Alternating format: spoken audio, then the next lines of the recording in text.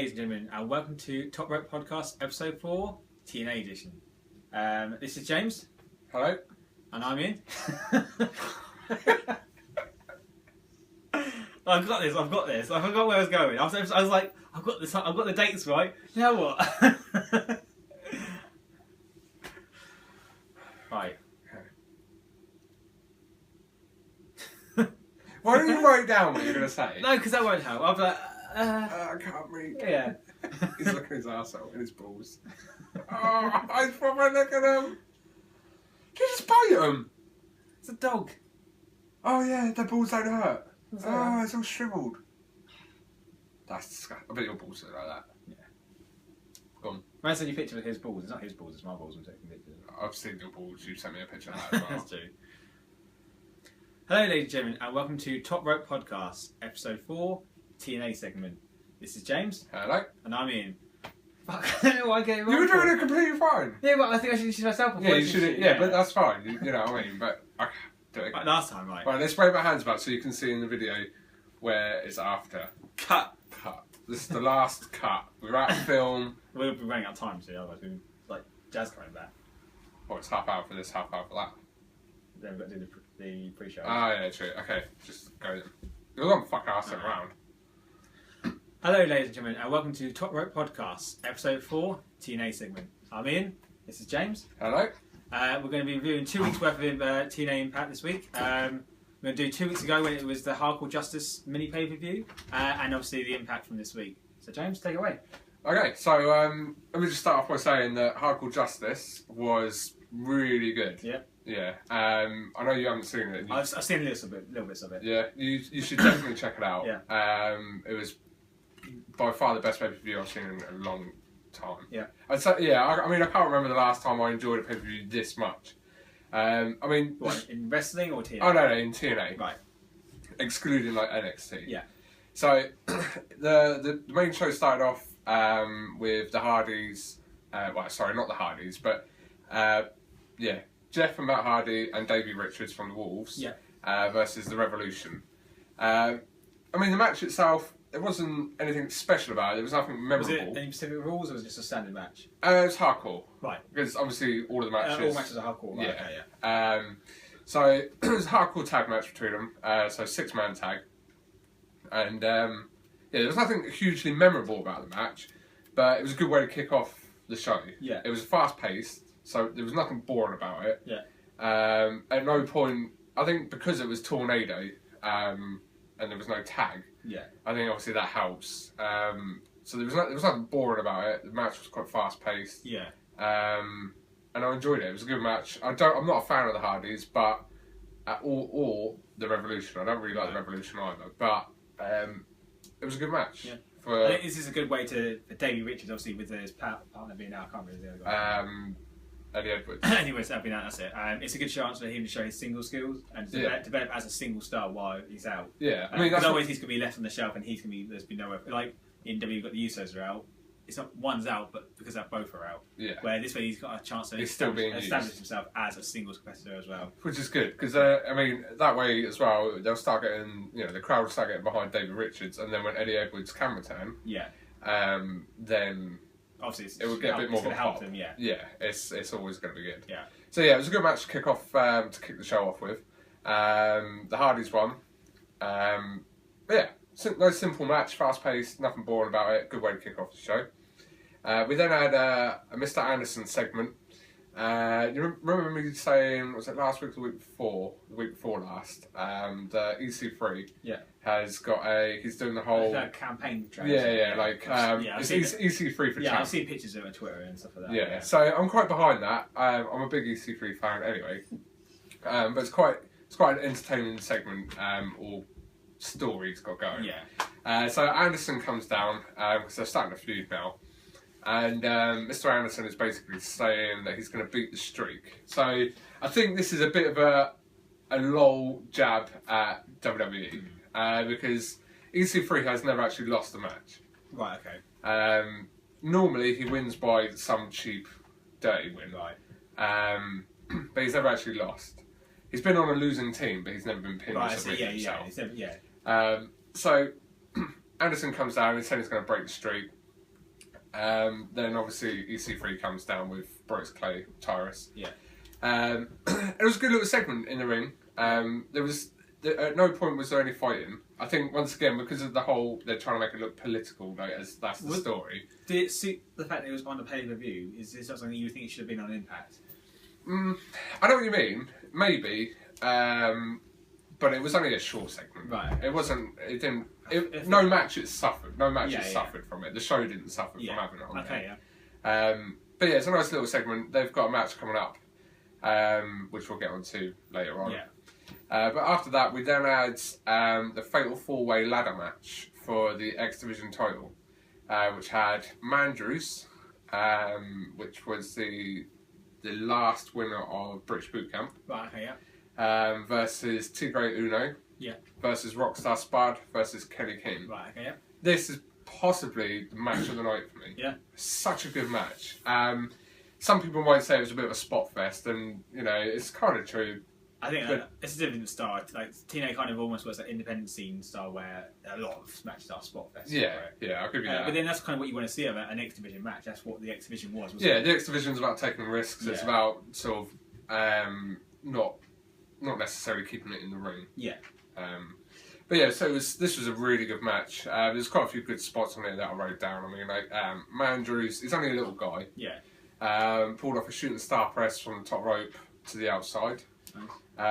He gets some proper height on it as well. Yeah. Yeah. He also done a tornado DDT. He spun off a ladder that was laying up against the right. rope. Yeah. To Kenny King. Nice.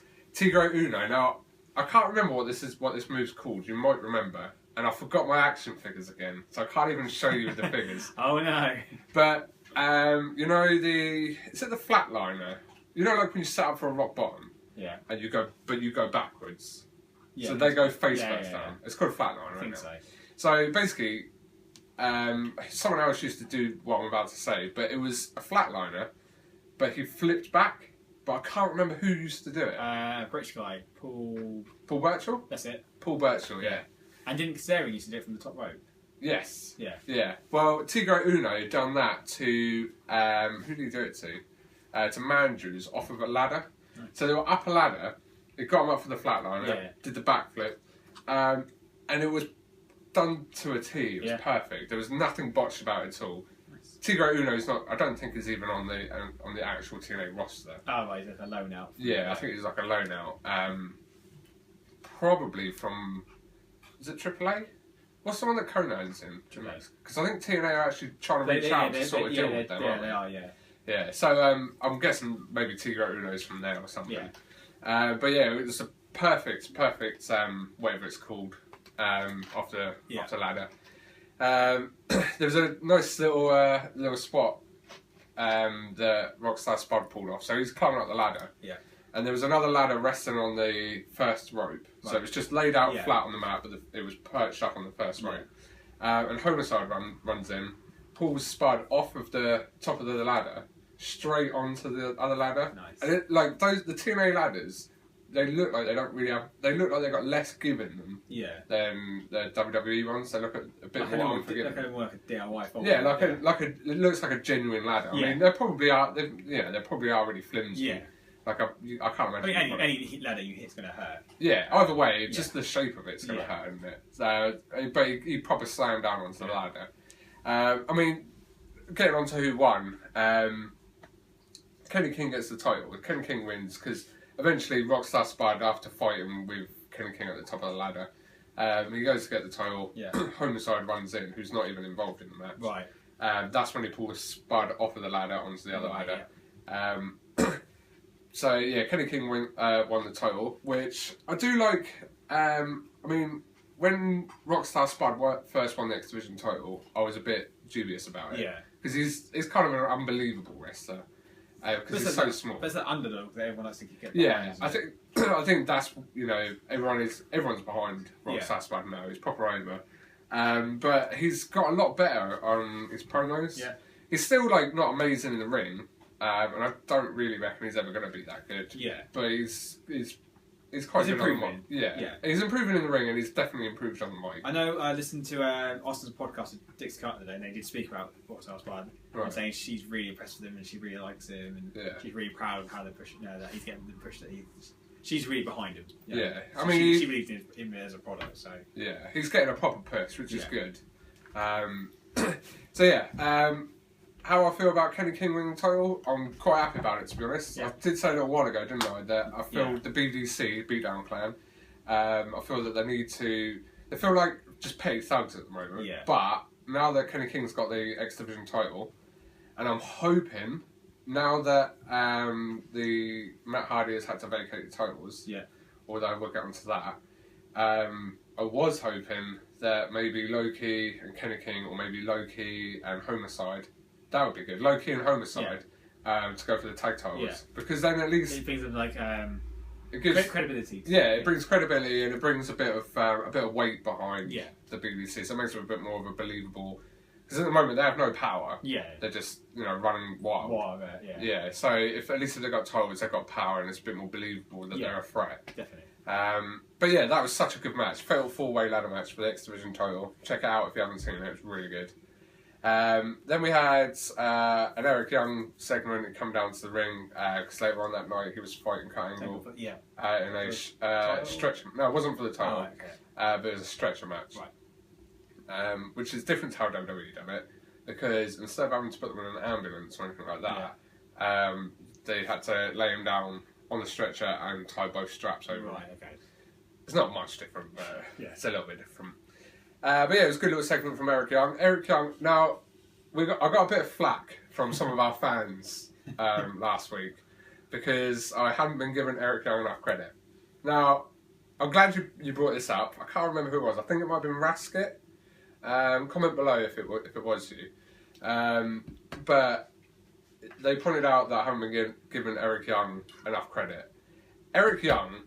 Now, you don't even watch TNA, and you know Eric Young. From everything I read, apparently he's like doing the best he's ever done in his career right now. Yeah, and he's whatever cards he's been given, he plays them like really well. Yeah, I think when I first started watching TNA, he was an idiot. Was that in Team Canada? Yeah.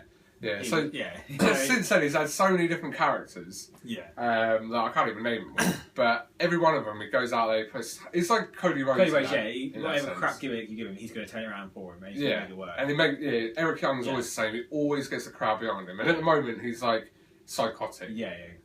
Which I'm getting behind because he's awesome on the mic and he's good in the ring. Yeah. Is he still got the big beard? Yes, yeah, he looks like this. I was like, Jesus Christ, this crazy man. Yeah, and he wears like the cut off like army jackets and all that sort of stuff. But yeah, so I do apologise for that, and I'll give credit where it's due. He has pulled, at the moment, this is probably his best character. I personally think that you owe Eric Young an apology. So I think after this video, James, do you think you should tweet Eric Young? I will tweet Eric Young and apologise for not giving him enough credit. I said they were. Check it out at Top Rope Podcast 1. I will tweet Eric Young after this. Good. And let him know that I appreciate the work. But yeah, this is his character at the moment. Is probably the best character that I've seen Eric Young had. He's like found that niche. He's found he's found that the character that is made for him. Yeah. But my only worry is when he turns face, how's it going to work? Yeah. Because obviously he's not going to be able to be psychotic face. Because that won't work. Like, Dean Ambrose works. Dean Ambrose works as that crazy face. The anti-face in this. Yeah. So I don't give a crap, but then you kind of get the cow over still. But yeah. Well, maybe that's the route that Eric Young will eventually take when they turn him face. That'd be familiar, wouldn't it? TNA following a dirty storyline. Anyway, so let's move on. Anti-TNA, this guy. Anyway. Right, so later on, Spud cuts a promo about losing the title to BBC. Another good promo from Rockstar Spud. Yeah. We then have Taryn Terrell versus Brooke for the Divas title. I did actually watch this match, but I don't really have much memory from it. Taryn wins it was a dirty win with the help of the Dollhouse. Yeah. We'll skip past that match. I don't really have any details on that. We then had Low-Ki versus Drew Galloway in a pipe on a pole match. So, you remember me telling you that at one point, I think it was when Drew Galloway debuted, or the first time we got in the ring in TNA, had a pipe and he cracked Loki over the head. Yeah. And he busted him over, proper busted him. Literally hit him. 2 seconds later, he was covered in blood. Yeah, so it wasn't a... No, it wasn't a cut, wasn't planned or anything like that. And Loki was going berserk. I don't know if it was just acting or if he genuinely is just one of those people that as soon as he sees his blood, he just got fired up. So they finally got that part of the feud over with. So literally, was it a pipe on a pole? It was literally a pipe on a pole. And they just get it and they carry on? Yeah, it's not even like if you get the pipe, you win. Yeah. If you get the pipe, you can use the pipe. I'm not a fan of myself. No, I don't like those. I've done it before as well. I mean, the coast got pink slip on a pole they've done before, which even didn't have one. No. If you really want to, you could run and grab it, Yeah, I mean, if anything like that should really be just suspended above the ring and you have to get a ladder. But then it's just like, what's the point? You can go out there and get a pole and then you haven't won the match. Well, no. It's a weapon, isn't it? I can see why they do it, it's just to try and add something to it, but personally it's not kind of... Yeah, it's kind of matches I'm not a big fan of. No, yeah, I'm the same. I'm not really a fan of those types of matches. But this was actually a good match as well. Yeah. Loki... I said both guys I've seen Loki, obviously, in TNA before, and obviously did a small skin. Yeah, Loki's been around. Yeah. Andrew Galloway, obviously, when he was in WWE as Michael... Don't know his name. In WWE. It's with 3MB, that's all right. Yeah, he was there for that. But yeah, he was obviously, I think he was underrated there as well, so... Yeah. Must be like solid guys. Loki and Drew Galloway. Drew McIntyre, sorry. Right. Loki gets the pole. And Drew actually gets the win. And it's a clean win. So, I don't know what his finisher was in WWE. It's like a double arm DDT. Yeah. So he's got the same thing in TNA.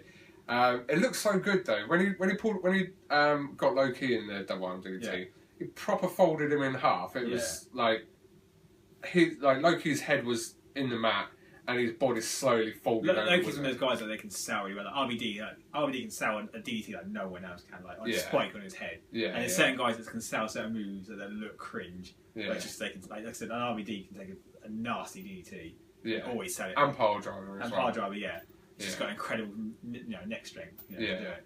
But Loki's also one of those guys who can really sell moves like that. It's like AJ Styles can sell as well. I think it depends on. It's probably down to flexibility and things like that. Flexibility, and control, and obviously experience as well. So. Yeah, experience as well. A nutter. And being crazy enough to just be willing to do stuff like that. But yeah, so it was a good match. Once again, Drew Galloway, I wasn't really a fan of him, and I think it's his accent. Yeah. He just doesn't sound like he's aggressive enough. Yeah. But this match, they put on a decent match, and I was quite surprised that Drew Galloway... He's starting to win you over. Yeah, he's starting to slowly win me over. Yeah. And then after the match, obviously, BDC come down, start jumping Drew Galloway, then the rest of the Rising come down, which is Drew Galloway's crew. Yeah. And then... There seems to be a lot of groups in TNA at the moment. It's not that many. There's BDC, there's the Rising, which obviously they only brought the Rising in to fight BDC. I don't really even know who else. Oh yeah, the Revolution. Yeah, they're gonna die off soon, mate. Especially we'll carry on with the Revolution later on. Right, so after the match, we then had a segment with James Storm and Magnus in the ring. The whole thing was just basically about Mickey James. So James Storm, because obviously in real life Magnus is married to Mickey James, and they've just had a baby. James Storm is basically trying to drive a wedge between them. Right. Because obviously James Storm at the moment is heel. Yeah. But where Mickey's concerned, his face. Right. Because he's like, we go back all this way, and we're both friends, and we're from the same neck of the woods and all that. Yeah. So he's like sort of. Oh yeah, Mickey, Oh, Mickey, you're so fine. And then meanwhile, as soon as Mickey's back's turned, he's like, fuck you, Magnus. Yeah. So there was just another segment with that's carrying on that story, which I don't mind.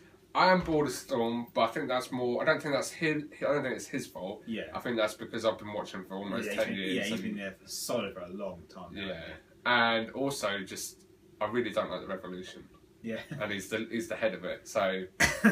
But who knows? This could be his way out of the Revolution, hopefully. But I don't reckon it will be. Yeah. Then we had a cut angle promo. Cut angle promo is always solid. Yeah. This promo was obviously aimed at Eric Young and the fact that they got a stretch match. So then that leads us into the main event, which was Eric Young versus Kurt Angle in a stretcher match, not for the World Heavyweight title. Now, why wasn't it for the title for? I don't actually know. I think it's because where it was at Hardcore Justice, right? Everything's a gimmick, and I don't think they wanted the title to change hands in a match like that. But you don't need to change hands. I reckon that they might drop the title to Eric Young though.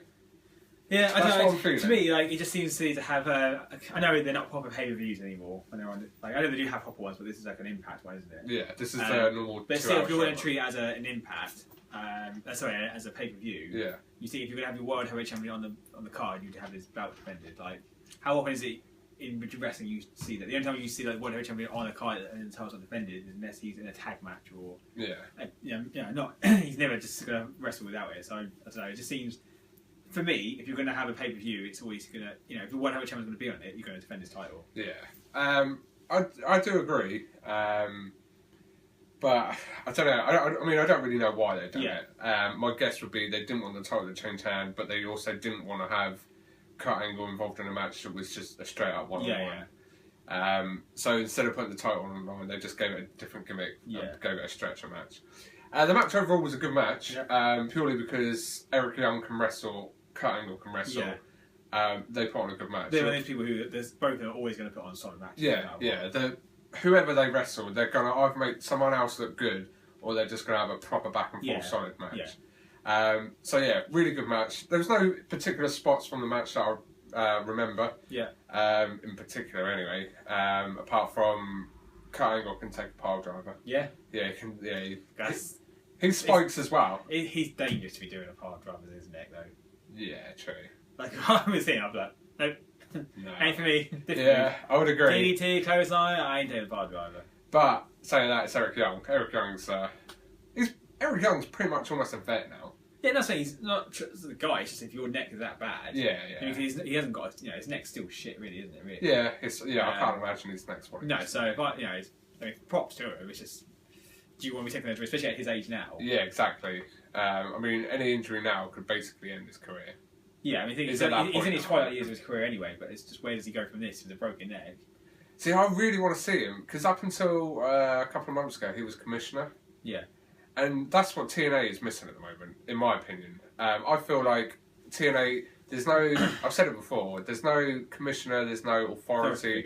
There's no leader, there's no owner, there's nothing like that at the moment. So, you get two guys come down to the ring and they can just make a match like there and then. And there's no William Regal to be like, oh, well, we'll save this for a pay-per-view, or you can have this match tonight, but it's under this stipulation. There's nothing like that. They need a figure, don't they? Yeah, there needs to be a face. That's what it is at the moment. There's no face of the company. Yeah. Even now, especially now that AJ's gone. Yeah. Because I know he's and Joe. And Joe. I know they're not the faces that I'm talking about. We're on about the Vince McMahon face or the Stephanie or Triple H. Or even Dixie or something like that. Yeah. I actually tweeted Dixie Carter the other day. I have seen the tweet. Yeah. Yeah, and said that she needs to come back. Or she needs to get someone in as commissioner or something, because the show feels forgettable at the moment. Yeah, because obviously before they had like Eric Bischoff or even Hogan, maybe they want to see that host to the show. Almost. Yeah, there has to be a host. That's what I feel. Yeah. And the thing is as well, the last few weeks of TNA, or even longer than that, the last month or two, probably the last 2 months, have been really good. Yeah. And I just feel like the only thing they're missing is there needs to be a head of the company. I mean, maybe they will, because obviously now they've got a new creative guy with Billy Corgan. Yeah. Do you know, I didn't realise that Chrissy Hemme is part of the creative team. I was literally, when you were saying Hot News in part one. Yeah, so I meant to mention I was actually going to say about that, and I thought I won't be interested. But yeah, she's kind of the go-between, isn't she? Between the divas, between the knockouts and the creative team. Yeah. So I don't actually know how much creative input she has. Yeah. Or she just gets... She's one of them. Yeah. But it was interesting. I watched the rest of the Dixie Carter interview with Austin. I've still not watched or listened to it. Is there video? No, it's audio. Yeah, I've still not listened to that. No, it's good. I'd recommend it. There's bits of Dixie Carter I didn't know about, so you get to learn it, so it's always interesting. But apparently he's still going to carry on with his music career, and he's got a lot of gigs to come out, so he'll be like either phoning in or doing he can. So it's a bit worrying, really. So he's not going to have a great amount of input then? Apparently he will do, but he's still going to carry on with his music career, but to me, if he's going to be a creator, to me he should be there committed. Every Impact, every taping. He should be at the offices every day. Yeah, but apparently Dixie Carter, apparently she's good friends with him. That's how she's known for years. Right. But yeah, it was a bit like, you think if he's going to be head creator, he should be at every Impact. Is he head creator though, or was he like just working under? No, Dixie? I think you got Dixie Carter and I can't remember, it's John something, who are basically every decision has to go for these two people, Dixie Carter and this other person, and then he's like the head creator. But the one below them, and then you've got the normal staff. Right. So it's not like Billy Corgan can say, "I want to do this," and it's being done. Yeah. He says it's still it got comes up with an idea. Yeah, this other person and Dixie Carter. Right. Okay. Well, that's not too bad, but it is still a bit like if he's going to go into it, he should go all out. Yeah, but I mean, we'll have to see how it goes. Yeah. So just to see new ideas, fresh ideas. So, yeah. So that wraps up Hardcore Justice. Overall, really good show. Definitely recommend it. If you've never watched TNA, this would be a brilliant time to jump into it. Start off with Hardcore Justice. If you do follow TNA, then you'll know that it was a good show. Also, one thing I did learn on the podcast as well is with the ratings that TNA show out, a lot of people obviously they don't really ratings. Yeah. Which obviously, compared to some like WWE, obviously they're not nowhere close. Well, what's TNA pulling in? Like $500,000? Something like that, yeah. But apparently, when they do it, they don't count what's called a +3. Is that the replays? The replays on like DVRs and stuff like that in America. Right. They do get a ratings on that if someone basically only count up to 3 days after it's aired. Right. Anything after that at the moment doesn't get counted into their ratings. Right. But obviously, a lot of people probably will watch Impact or programs 3 days. I mean, I'm sure you were saying I watch things 3 days after they air. Yeah. But not everyone accounts for that, so there's those ratings that plus 3 days that aren't actually getting added to the ratings that get published. Right. So it is more than what people think. Yeah. So, wasn't that something Dixie said because a lot of wrestlers and crew were getting worried because they were reading figures online. I mean, to be honest, they're probably still not as great ratings as they want them to be and everything. No. But it adds a little bit. So. Yeah. Do you know what I read the other week? I think it was I don't know if it was this Raw or last week's Raw. Pulled in like 4.5 million or something. It's just ridiculously high. Considering during the Monday Night Wars, it was still at tops. We're putting in 6.5, I think. So they're putting in like 4.5 now. Yeah. Mad. Crazy. It's crazy how big it is. Yeah. But yeah, so that wraps up Hardcore Justice. So now we're going to move on to the most recent episode of Impact, which aired on the 8th of May. Once again, another good Impact. Yeah. Show kicks off with Eric Young in the ring, demanding he knows who the special guest referee was for their title match. Right. So, as you probably know, the special guest ref was Bully Ray. Yeah. Yeah, I see that, yeah. Back in the day, I used to love the Dudleys. Yeah. Then I hated the Dudleys. And then I've loved Bully Ray since he become Bully Ray. Right, yeah. Because he's lost a lot of weight, he's got a lot of hencher. He played the part of the heel really well. Yeah, he's such a solid heel. So part of me was happy to see Bully Ray, but for the fans of you out there that know how much of a fan I am of Christian Cage, I don't know why, but I just had this. I really wanted Christian Cage to be a special guest ref, even though he's still under WWE contract. Yeah, true. It was never going to happen, but there was that 1% rule where I was just like, come on. If legal binding contracts weren't an issue, and that's saying Christian's even interested in going back to TNA.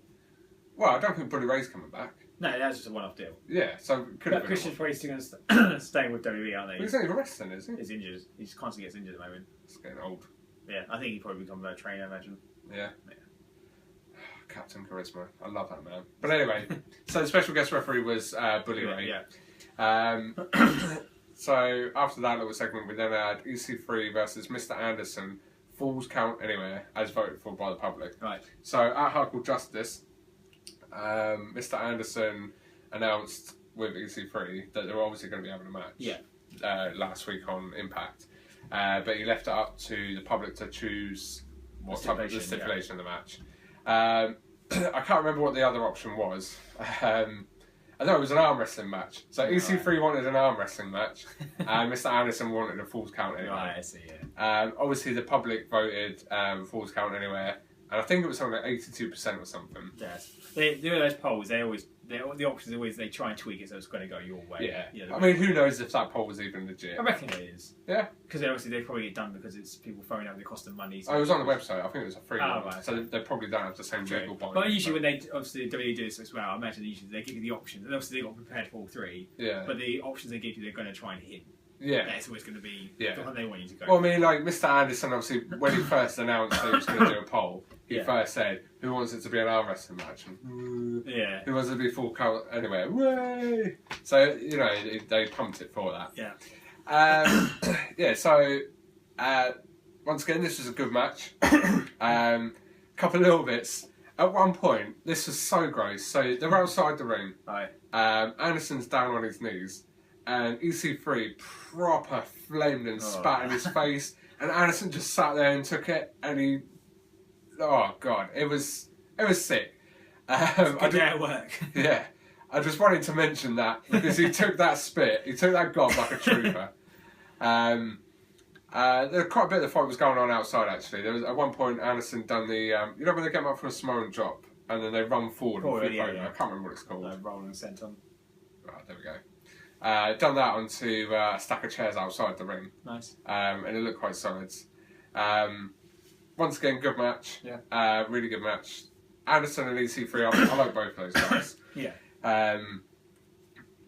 Tyrus, obviously, or Brutus Clay interfered into the match and EC3 wins. Bit of trivia for you. Let's chuck it out there. Yeah. When Tyrus was a bodyguard. Yeah. Yeah. He did like Snoop Dogg. Yeah.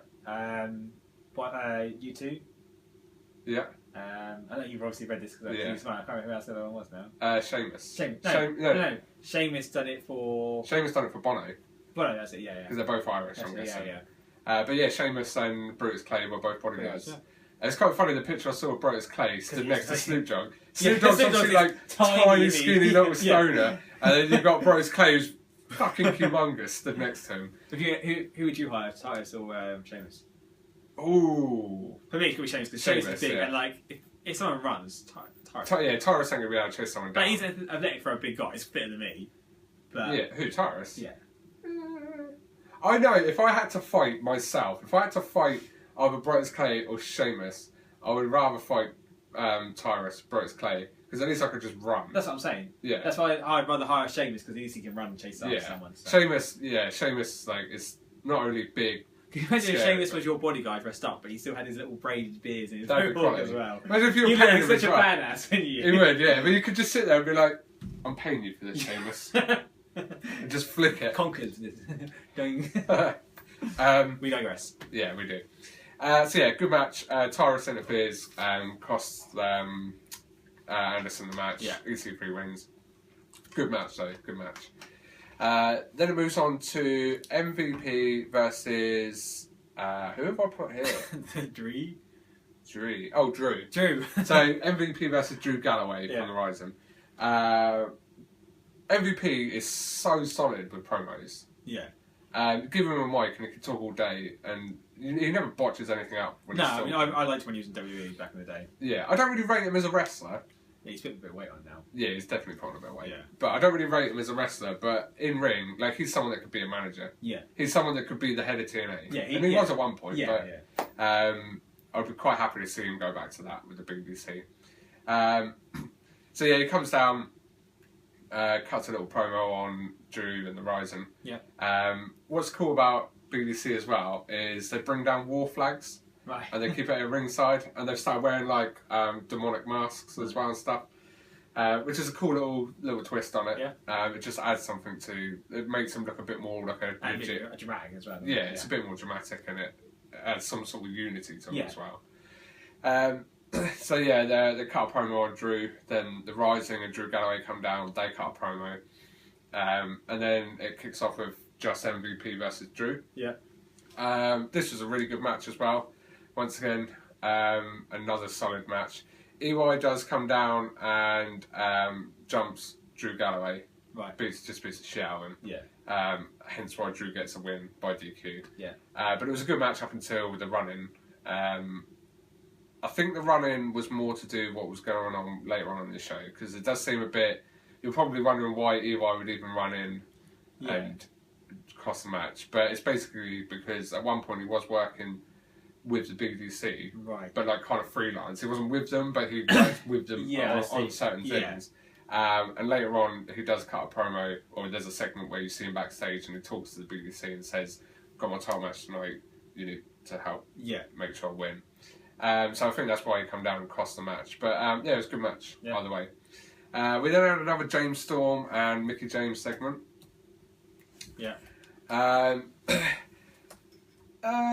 This was basically, he was praising her, saying that she was so good. She's got one more match.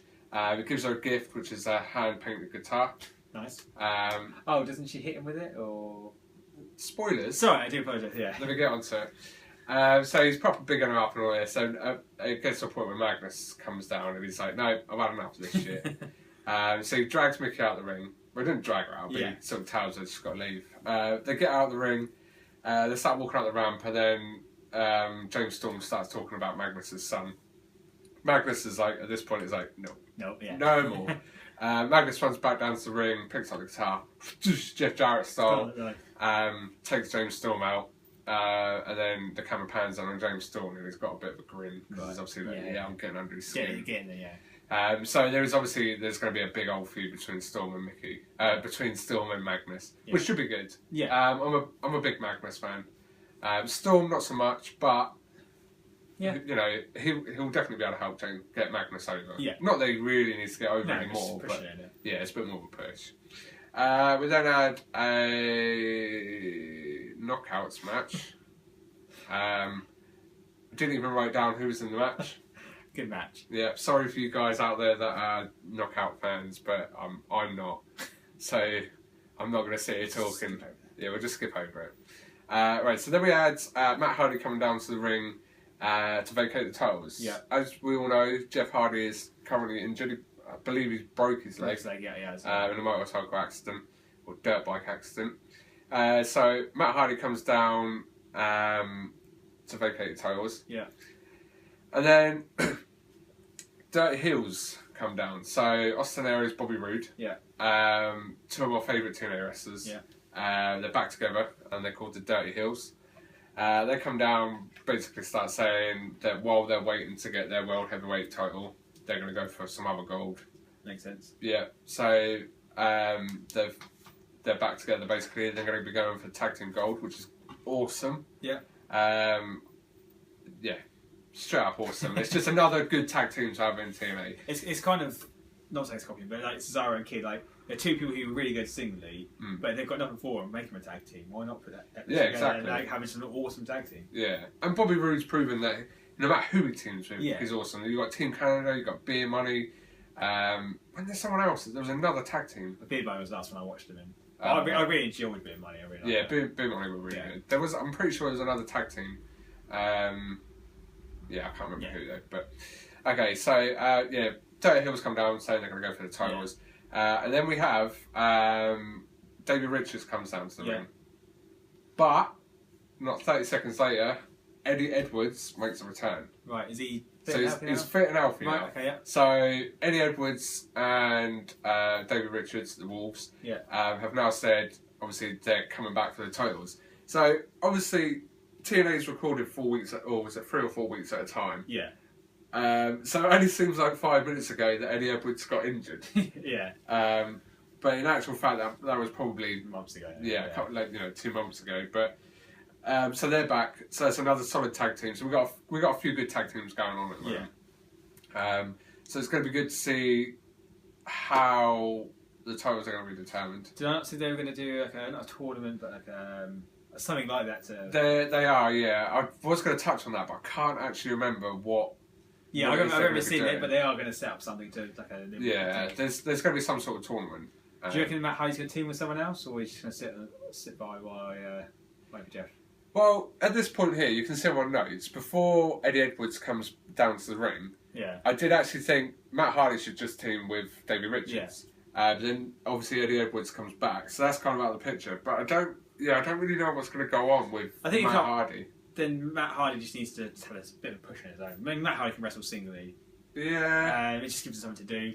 I prefer Matt to Jeff nowadays, anyway. Or I'm sure there's someone in TNA they can pair, and we'll get something Shannon Moore, old school. Yeah, there's got to be something out there they can bring them in with. So yeah, well, time will tell. Yeah, you know which route they decide to take for that.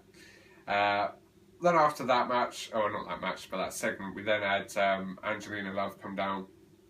It was obvious as soon as she picked up the mic, it was obvious she was setting up for someone to come out. Yeah.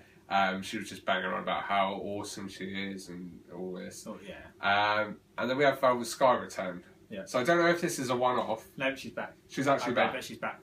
Right. So Velvet Sky, because obviously at the time when she left, I thought it was probably just down to the fact that Bully Ray had left. No, I think it's just she wanted time off or something. Yeah? Yeah. Alright, well she's back now, which is good. And basically she's going to be feuding with Angelina Love. So I think Velvet is face. She's like the anti-heel. Yeah. She's face, but she's a bad girl. Badass kind of. Yeah, and then you've got Angelina Love, who's just heel in every way, shape or form. Angelina Love is really good on the mic. Yeah. I don't know if you've seen much of her, but she's really good on the mic. Right, so then we have the main event, which was Eric Young versus Kurt Angle, with special guest referee of Bully Ray. Another solid match. Eric Young, Kurt Angle, always going to be a solid match. And then, I mean, there was a few things that happened in the match. Bully Ray did quite a good job of reffing the match. Yeah.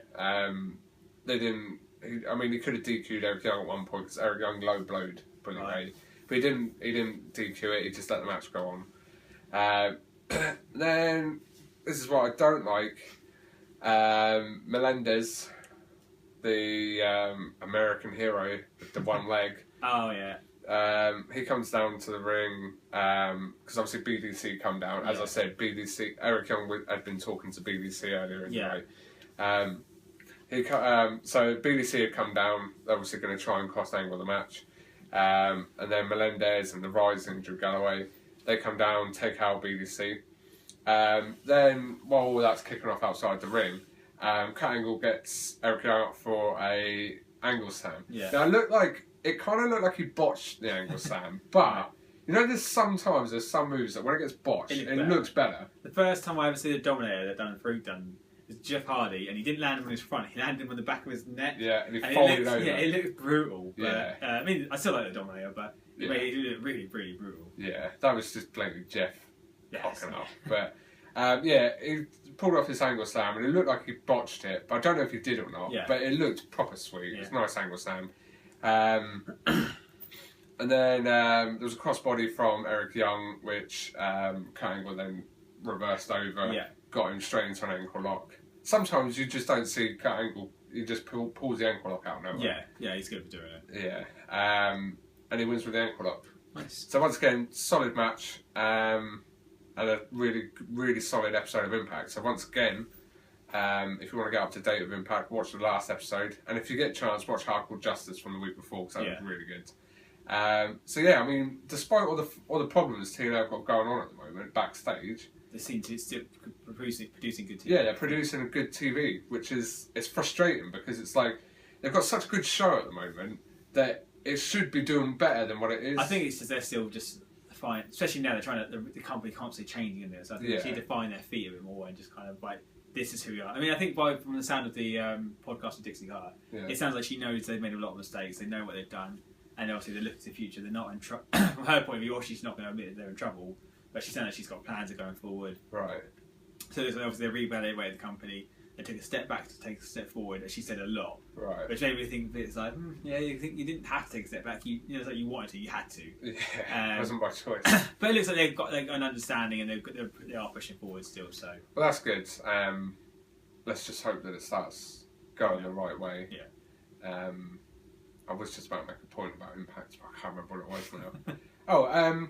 Did Dixie touch on like when she brought in Hogan and Nash and all that? Did she talk about the fact that they spent so much money on bringing like Hogan in? They did say she didn't really touch on it too much, and you can understand why. Right. But she did say how they brought in and they advised her stuff, and it's not so she agrees with. And now looking back, it maybe wasn't the best plan, and they took a step back to take a step forward by cutting them to save more money. But maybe they weren't getting the results that they wanted. And she admitted the fact that they got going back to the 4-sided ring because of Hogan. Was it? It was definitely Hogan. Because he didn't like it. He didn't understand it. I don't know how you can not understand it. He hasn't even got wrestle in it. Exactly. But yeah, definitely out the podcast with Steve Austin's good. Yeah, I do want to watch that at some point. It's just finding time at the moment. But yeah, a solid 2 weeks of Impact. Yeah. You should definitely check out Hardcore I should have done it last week. I had a week off work and I didn't. No. I meant to, but I'll try and find time. You definitely should. Yeah. It was so good. It's busy lives, you know. Yeah, I know. So yeah, that wraps up the 2 weeks of Impact. That's the end of part 2, episode 4 of Top Rope Podcast.